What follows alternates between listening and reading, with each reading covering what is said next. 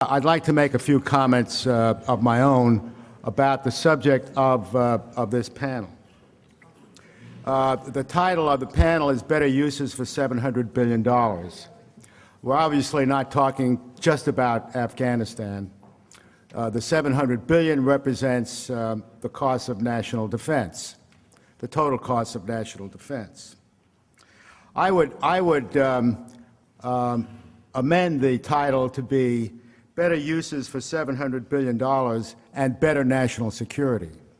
And I'll explain what I mean in the next few minutes. The idea that defense spending is too high and should be reduced is a hardy perennial, as is the failure in most years to reverse the trend of higher and higher defense spending. A major exception of the trend occurred in the 1990s, when defense was significantly cut, producing a substantial peace dividend, as it was called, and quite healthy rates of economic growth, which haven't been seen since. With defense spending at record high levels, having increased the past 10 years at record high rates of growth, the critical issue, in my view, is whether it is possible to reduce defense spending without impairing national security and possibly improving it, and if so, how?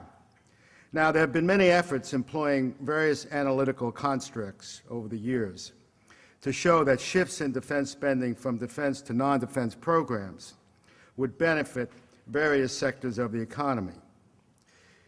These efforts, unfortunately, have not convinced policymakers, who argue simply that it is better to err on the side of safety, or, in other words, it's better to spend more than we need to than not enough.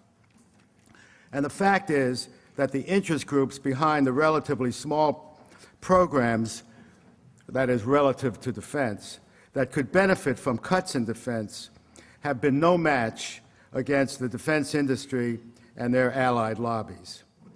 The reduced spending in the early and mid-1990s should be attributed to the Clinton administration's sense that with the end of the Cold War, it was time to cut back on Cold War military programs.